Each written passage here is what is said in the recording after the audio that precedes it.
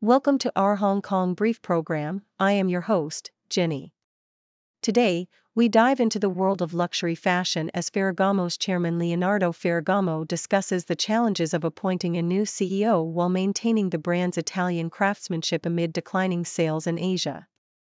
In Asia, we highlight significant stories including the impact of USAID's freeze on India and the trend of young women opting out of romantic relationships. Lastly, we share the inspiring journey of Roberto Losada, a former Spanish footballer turned coach in Hong Kong, reflecting on his career and aspirations. Please stay tuned for more detailed coverage. South China Morning Post reports on the insights of Leonardo Ferragamo, the chairman of the iconic Italian luxury brand Ferragamo.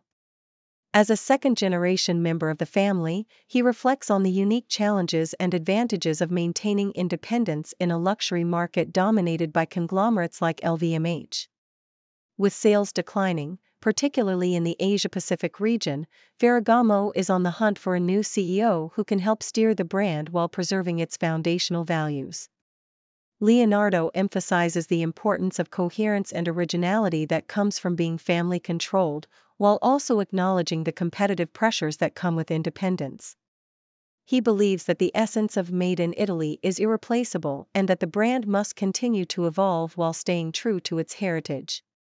In a different narrative, the South China Morning Post highlights the life journey of Roberto Losada, a former Spanish football star turned coach in Hong Kong. Despite an early career filled with promise and remarkable achievements, including scoring at prestigious stadiums like the Bernabeu and Camp Nou, Losada's trajectory changed dramatically due to a severe injury that sidelined him for over a year. His reflections reveal the mental and emotional toll of recovery, but also the resilience that drove him back to the pitch. After a challenging path through various clubs and a transition to coaching, Losada finds fulfillment in his role as a head coach, demonstrating that while his playing days are behind him, his passion for football and desire to inspire the next generation remain strong. In a broader context, the South China Morning Post features 7 significant stories from Asia, showcasing various societal challenges and aspirations. These include the geopolitical dynamics in the South China Sea, the aspirations of young Indonesians seeking opportunities abroad, and the evolving views on romance among young women in Asia. Each story reflects the diverse experiences and sentiments across the region, highlighting the complexity of contemporary issues faced by individuals and nations alike. From the impact of USAID on India's development prospects to the political landscape in Singapore, these narratives offer a glimpse into the pressing matters that resonate deeply with readers.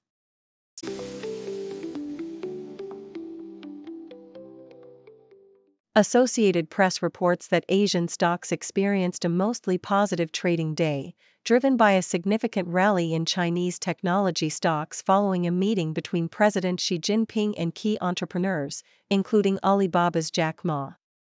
The Hang Seng Index surged by 1.64%, reaching 22,986.88, while the Shanghai Composite saw a modest increase of 0.15%. Notably, major tech companies like Alibaba and Xiaomi experienced stock price increases of over 4%. This meeting is seen as a pivotal moment, signaling the Chinese government's renewed support for the tech sector after a period of regulatory crackdowns. Analysts suggest that this could indicate a shift towards more favorable long-term policies for technology companies, although the sustainability of this rally remains to be observed. South China Morning Post highlights a troubling trend in Hong Kong's pop culture, marked by the rise of controversial online influencers such as Lam Hak Lam and Lau Chun-hin, who have gained notoriety for their reckless behavior. These figures, often involved in criminal activities, have become a source of entertainment, reflecting a cultural shift away from the once celebrated icons of the entertainment industry like Andy Lau and Aaron Kwok. The article argues that this phenomenon signifies a decline in the quality and integrity of Hong Kong's cultural landscape, raising concerns about the potential loss of influential figures who can represent the city positively on the global stage. In a separate report, the South China Morning Post notes that Hong Kong stocks have reached a 4-month high, buoyed by Beijing's strong endorsement of the private sector and the tech industry's potential. The Hang Seng Index rose by 0.7% to 22,774.46, driven by gains in major tech firms like Xiaomi and Alibaba. President Xi's recent comments encouraging innovation and protection for entrepreneurial interests have fueled optimism among investors, with global investment banks becoming increasingly bullish on Chinese stocks following advancements in AI technology, particularly with the emergence of DeepSeek. This renewed confidence in the tech sector could lead to further gains in the market, as investors anticipate a more favorable environment for innovation and economic growth.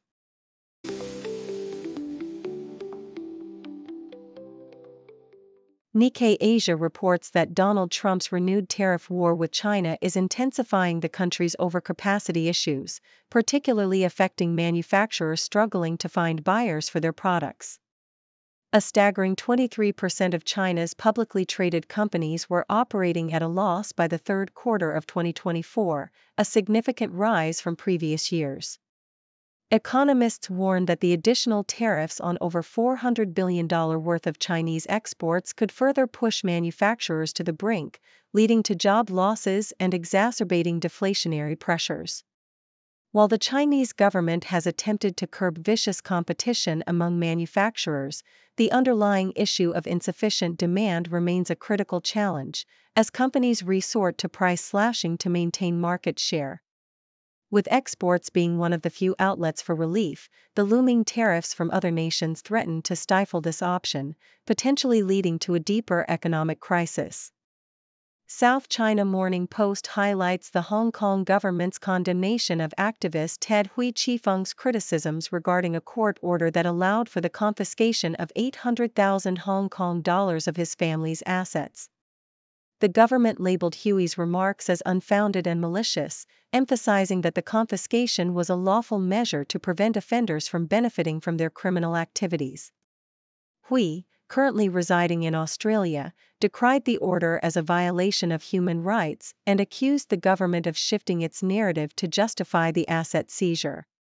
He asserted that there was no concrete evidence linking his assets to any criminal activity, claiming the government's estimates were arbitrary. The authorities countered that any gifts made by Hui within 6 years of prosecution could be subject to confiscation, reinforcing their stance on the legal foundations of the court's decision. South China Morning Post also reports on the innovative use of bamboo in large-scale infrastructure projects in China, particularly its role in the Hong Kong-Zhuhai-Macau Bridge. Chinese scientists have been developing advanced bamboo-based materials that are both strong and eco-friendly, showcasing bamboo's potential as a sustainable resource. The bamboo panels used in the bridge have proven resilient against harsh environmental conditions, highlighting China's leadership in bamboo technology. Researchers are focused on creating low-carbon processing techniques and have made significant breakthroughs in enhancing bamboo's durability while minimizing harmful chemicals in its production.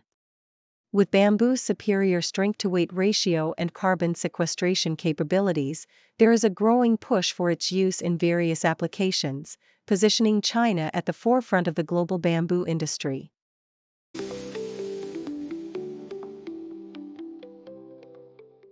SCMP opinion highlights the paradox of crime in Hong Kong, where traditional violent crimes have seen a significant decline, with assault and wounding cases at their lowest in over 5 decades. However, this positive trend is overshadowed by a concerning rise in scams, which accounted for nearly half of all recorded criminal cases in 2024. The increase in scams is particularly alarming, with reports of sophisticated frauds involving artificial intelligence to clone trusted voices, making it crucial for educational institutions and businesses to raise awareness about online dangers. Despite the overall decline in violent crime, the rise in sex crimes, particularly sextortion, serves as a stark reminder that safety should never be taken for granted. South China Morning Post reports on the Hong Kong government's initiative to address the rising costs of public rental flats, which have surged to nearly 1 million Hong Kong dollars per unit. In response to a growing deficit and public concern, a task force will be established to explore cost-cutting measures in construction design, materials, and procedures. Industry professionals welcome this move, emphasizing the need for streamlined approval processes and innovative construction methods like modular integrated construction, MIC. As the city grapples with a significant financial deficit, the task force's efforts could pave the way for more affordable housing solutions and potentially influence the private sector to follow suit. According to South China Morning Post, Hong Kong's job market is showing signs of recovery, particularly in the finance and technology sectors, which are expected to lead hiring growth this year. Recruitment consultancy Robert Walters expresses cautious optimism, noting that financial services have regained momentum, stimulating demand for talent across various industries. Despite a slight rise in unemployment rates post-COVID-19, companies like Endowus are expanding their teams, reflecting the growing interest in wealth management roles. As the tech industry also ramps up recruitment due to advancements in AI and machine learning, employers are offering significant pay increases to attract skilled talent, signaling a positive shift in the job market landscape.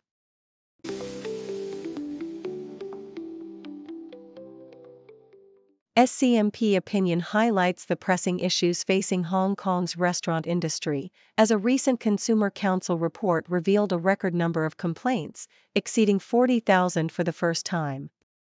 The bulk of these grievances stemmed from under-resourced food and entertainment services, with a notable rise in complaints about service quality and pricing disputes. The report attributes these challenges to a severe staff shortage in the food and drink sector, with estimates suggesting a need for an additional 30,000 to 40,000 workers to restore service standards. As the city aims to recover economically post-pandemic, industry leaders recognize the urgent need for improvement in service quality, particularly as they compete for staff in a tightening labor market. South China Morning Post reports on the departure of Nisa Leung from Qiming Venture Partners after a remarkable 19-year tenure.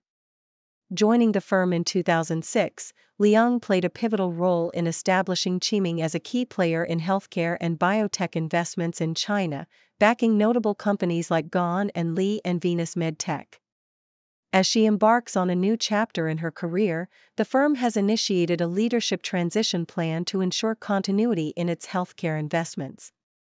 Leung's departure marks the end of an era for Qiming, which has grown to manage significant capital and has been instrumental in nurturing over 580 companies, many of which have achieved unicorn status.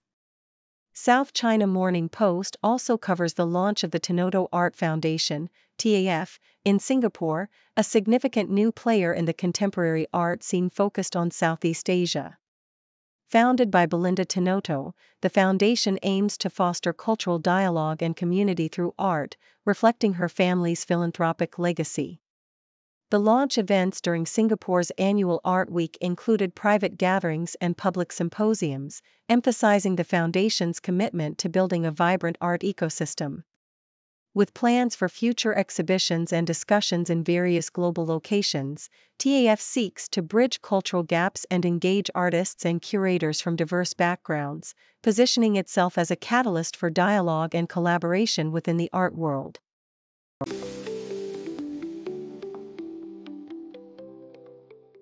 Thank you for tuning in. The content above showcases the latest briefing reports and analytical synopses, thoughtfully curated by the 6Do team. These insights stem from a wide array of reputable media outlets, think tanks, government sources, and specialized experts worldwide. We encourage you to explore these sources for a comprehensive perspective. Keep in mind that while the content may not always align with the official standpoint of 6Do Brief, it's not meant to be taken as absolute directives for decision-making. Comprising seasoned media professionals, learned scholars, and accomplished scientists, the 6Do team embodies a trailblazing, fully independent media entity. To customize 6Do Brief to meet your professional needs, you have the option to subscribe to a diverse array of briefings on our website, 6dobrief.com. Regardless of your location, you can conveniently receive 6Do Brief via email.